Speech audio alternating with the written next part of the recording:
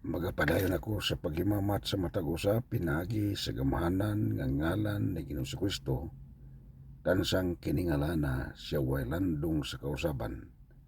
Siya mao kagahapon karon og sumalabot mayong adlaw diri sa Amerika.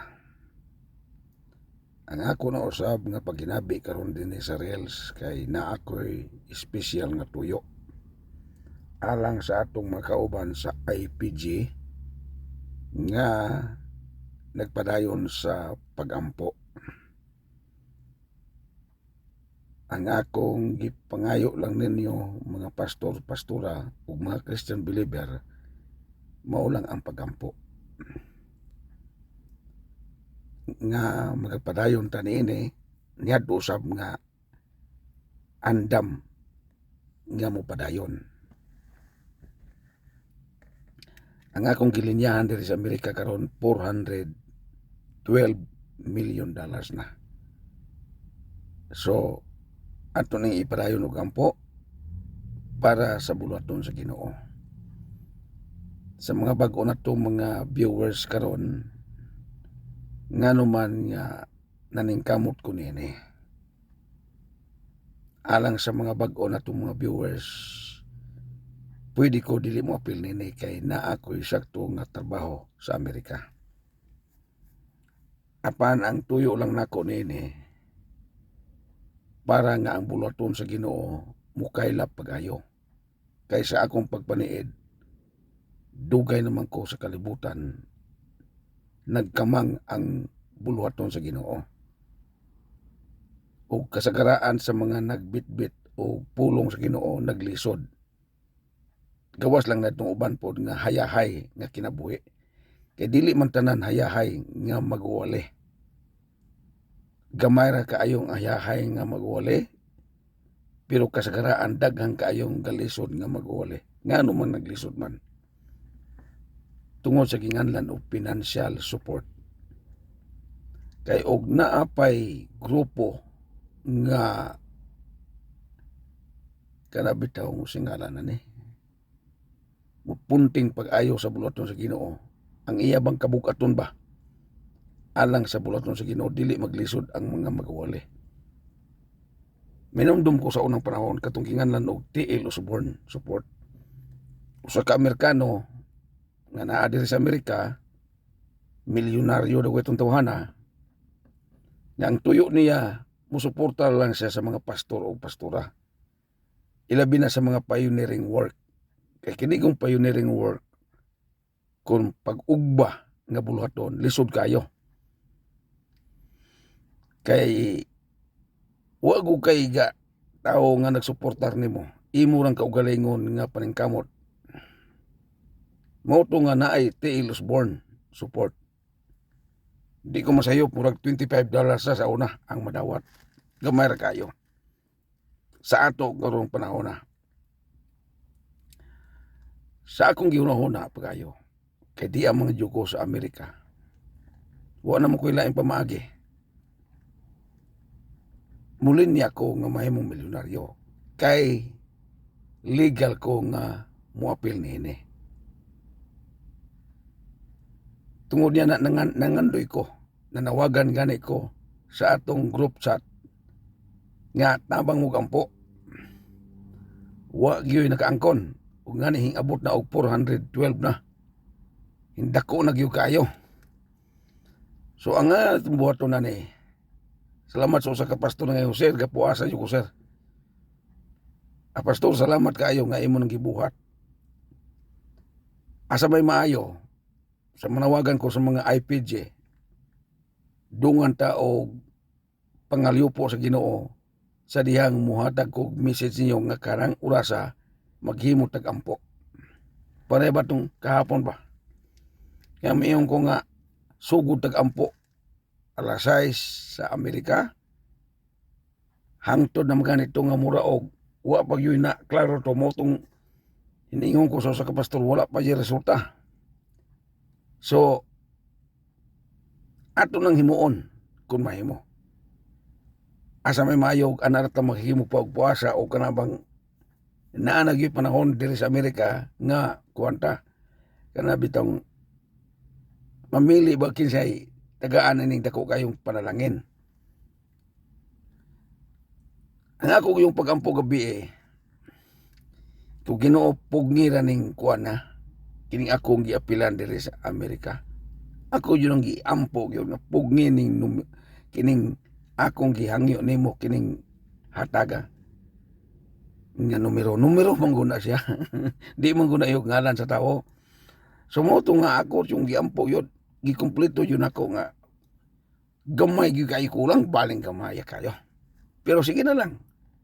Tingali wa pa yung sulbong pagayo ang atong pagampo. So mo ni mga kaigsunan ko para yun sa inyo nga buluhaton. Kay di man po ko makayug ako ning buluhaton kay di mo ko Amerika. Natrabaho man ko inyo nga buluhaton sa pagkailap sa mga balaanong pulong sa Ginoo. Inani man gud atong ayong istorya. Sa diha nga moabot na ang panalangin sa Ginoo. Basta ikaw pastor, apil ka sa IPG nga grupo. Sabutan man nato na. Unang project ang imong puluyanan ato nang ipahilo na yung kanako pag ayo pastor. Dayon sunod nga project kana nang imong bulaton. Mingon man ko nga pastor. Unsa man si imong gasa?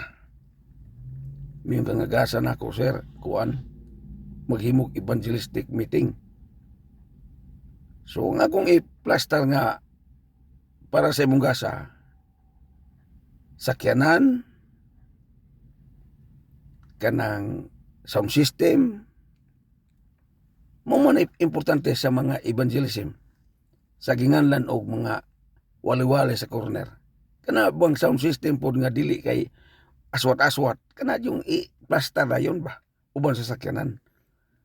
Mo na ako ang silbi bang giplano para sa mga kaubang mga magawali nga nag-apil og ampo nga buhosan niya ta sa mga panalangin. Sunod nga punto kini na pong kuan, kung ikaw nagdumala ka og simbahan, natural iplasta yung kapagayon ako sama sa imong puluyanan o sa imong ikuptan nga simbahan. Tamagan nyo nako kakayo kay nga naman hingapil magagampo lisubo kayo og hingapil kag apil kag ampo niya tagaan ka nako ginagmay dako man ang binuang. Ang importante kay apil man kag ampo apil man kag pangaliya unya natunong pagyod natural way rason nga di ka nako paningkamutan alang ni sa imong ministry o sa imong panginabuhi. Ngunit tuyo yun ako, ng apel ko dire sa Amerika nga mulinya nga may mong milyonaryo.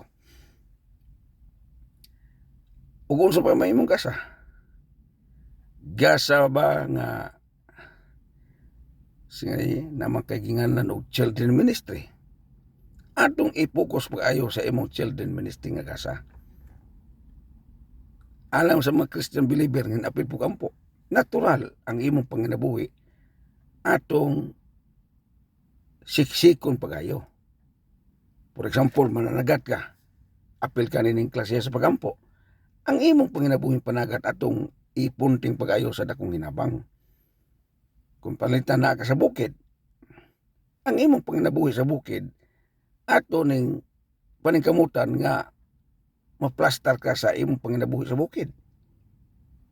Kaya nga naman, hingabot naman ang dakong panalangin. Pero pagkakaroon yun, nagaliso yun ko. Ug nga ni manawagan ko sa atong mga magawit, humanining ato ang pagdesisyon sa kinsay champion sa 3rd round. Magpili na punta sa 4th round. Pero na ako'y panawagan sa mga singer, kung mahimo. Sunda yun akong pagpanawagan. Ako rada ito uning ipahibalo panahon na sa modesisyon ko karong umaabot. Sunsimana ang ato ng pagdesisyon kinsa ang mahimong champion sa 3rd round singing international based in America. ang tuyo magud nako nini alang sa mga bag-ong naminaw nato karon. Sa diha nga kontestan ka sa maong pag-awit, ug buhusan ko sa dakong panalangin diri sa Amerika, kung kinsa ninyo nga kauban sa pagampo nga naigasa nga may ibanghilista ka, kana bang magwali bitaw og mga citywide crusade, mo man gingan lagi evangelist. Dili kay evangelist kana uban-uban ba? Kana bang evangelist ka ba? Gasa ka nga maghimog mga krusada, gasa man na siya. Mag-challenge kang mga tao sa pagduol sa Ginoo. Maghimo ka og mga pag-ampo pinagig mga milagro. Sa ato ba maghimo ba ta og citywide crusade kung kinsa ang pastor nga naigasa niini kay ikaw man hingkuyog sa pag-ampo, natural ang dako nga plano sa imong gasa atong developon. Kaya daghang kaayong mga tawo gigasahan pero wa na may develop. Unsa may rason? Tungod sa financial nga problema. Ang ubang gani, mangita pamaagi, magsulusit pa kayo para makasugod sa iyang krusada. Ang iya pong solusitan kay galiso mapubka kayo. Muna nga, dili yu kayo si kabulyo sa iyang gasa nga dadawat. Kay kanang gasaha, usana sa kanabang resulta sa giingon sa Ginoo pangwali, panglakaw kamo sa bukalibutan ug iwali ang mayong balita. Usana sa gasa, kanang gasa nga ebanghelista. Sa ato pa, kung naa kay gasa niini, ang akong iplastar nimo sama sa evangelistic meeting, pamauran to siyang pumaha. Kanang evangelistic meeting, kung ano man na, kanang ginagmay ba? Pero kanang citywide crusade, dagko kayo ng gasto. Dagko kayo ng gasto, dili na inyo basta-basta. Syudad guna siya. Kaya magwali ka sa syudad, nga kanang kilid-kilid lang, labay-labayan lang ka na. Pero og magwali ka nga sakto ka og support, sakto ka og preparasyon sama sa pagpasting, pagpuasa, natural ang resulta na dako kayo. Pero lang sumala sa akong pagpaniid sa mga magwawali sa kingalan og mga crusader, kuan lang kayo ba kana bang nayubang ka krusada pag tuyo jud adto day mga opiring di adto tuyo adili ta na kana yung magkrusada ta nga dili opiri ang tuyo. Krusada ta para kalag ang tuyo nga ang mga kalag muduol sa Ginoo, mo na tinuod nga krusada. Pero krusada ka nga ang tuyo income pili abot sa mong krusada, delikado na siya. Di ta gusto na maong ato na i-develop ng klasiya nga maong espiritu. Ang atong i-develop katubang krusada nga maghimo ka pagwali para sa gingalan og soul winning. Kalag nga imong dad-on sa Ginoo. Mo na gingalan tinuod nga krusada, mo na krusada nga gipangita sa Ginoo. Pero krusada nga offering ang tuyo, dili masilbi na. Sa ako lang pong panguna-una. Krusada gani nga sagulan og mga offering nga delikado na siya. Sa akong una-una. Pero kung krusada ka para yung kalag sa tao nga makasabot siya pagayo nga nakinahanglan og Ginoo, layon kinahanglan og tinuod nga pagpanugyan, didikar sa iyang kinabuhi, kana mo na tinuod nga krusada. Pero og krusada ka nga tapuson na mong opere nga delikado na siya. Sa una pwede na, sa una kay kuan man kauta. Wa pa mangugayta nakakaplag ba sa tinuod nga unsa joy kahulugan sa pagkrusada. Pero sa ako nga huna-huna basta magkrusada ka pangkalag yun na nga maduol ngadto sa langit ng trono. Mo na siya ang ako ang kaugalingon nga hubad. Gawas lang og kamo ang kinsa maghubad anang niini, pero sa ako lang mo na siya. So nining tanan dili ta makabuhat nini kung dili mahimo matubag ang atong mga pangandoy nga mga pagampo nga ibuho sa Ginoo. Mao na nga di ko muundang niini, bahalag dako ko gasto. Dili man na ingog libre ko diri sa Amerika. Dako mo guni gasto. Gamay ra kayo makakaya niini kung gumikan kay daghan tagalastuon diri sa Amerika. Natural naman, makahuna-una mo kung sa mga gasto. Pero ang kulon yun ang gigahinan para nga mapadayon ko og linya niini. Gamay kayo bikilyo dun ta ikog pastila no. Og nadayon to. Ingkatawa yung kung kayo pagayo. Ikog Ginoo. Og madayon yun ang akong pangandoy para sa imong bulaton. Nalipay ko pagayo nga kini may tabo gyud para sa imong bulaton. Muna mga kaigsunan ko, nga ako nga kasing-kasing nga paghinabi karon mauni nga padayon ta pahitan og dili pud ta buhusan anang 412 kay niabot na mag 412 sukad atong kasugod-sugod tag pila to ka kuan 100 niabot na doon og 412 karon gyapon ni simana ha. So ang ako lang hangyo kadto lang mo padayon og kampo. Di ka mo padayon, wa man problema kay ako mo padayon ko. Bahalag di mo padayon kay ako mo padayon ko kampo. Padayon po ko og pag kanang linya para nga diin. Bason pa kay bahala na og sige tang kasiro. Anad man tag siro. Anad ko og siro. Apan anad pud ta og panalangin basta itugot na pud sa Ginoo. Dili ta makahimo nga magbuot-buot sa atong kaugalingon gawas kun ang Ginoo na ang mutugot niini. So alang sa uban nga ay tuod na pa ko'y ipahinabi ninyo alang sa mga atong international singing contest. Ang ako nga pagpaniid ani nga mahimo kang champion, daghan ang akong gikuhaan ani og pamaagi. Ang mga views o comment. Upat ka banggiit ang website ang akong gi-monitor nini. Kay upat man ka website ang akong giapilan sa inyong pagkanta. Sa ato ba, sampulan ta mo. Kung nakapost ko sa Facebook o sa imong pag-awit, ako na i-post dito sa TikTok. Ako po na i-post dito sa Instagram. Ug ako po nang i-post dito sa YouTube. So dito ko sa YouTube kagabi, tulo ra ka buok ang nag-view sa usa nag-awit, napoy 2 ug napoy 5. So ako ning gikuhaan nag-record. Diha po sa kuan, kining diha po sa Instagram usa pa. Ano ba? O diha sa TikTok na po yung dagan-dagan, dili pa na ko isulti kinsa ang mahimong champion ini. Dayon, kay naaman tay mga silbing pamaagi, kinsa ang mahimong champion, una-una dili ni basta-basta ang imong ikanta pila ra ka seconds, minutes, minutos, labing taas o ra ka minutos. 5,000 lang akong giandaman, oy, gatuo mo, gamay akong giandam.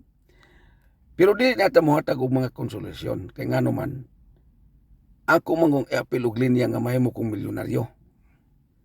Kaya di pa ko mo apel diri og linya nga mahimong milyonaryo, bisan pa hotdon ako ng tanang mukanta. Mao bitaw nga atong miaging sikan raw na to, usara ang nakadawat kay ngano man, tuwa man gud ko gibuhos ang akong pagpanangkamot nga mahimo kong milyonaryo. Kay dili man gud na libre. Gabayad man gud ko ana, gawas og wa pa ko gabayad, natural. Atong ipanghatag-hatag ang atong income sa akong ipanarbaho dire.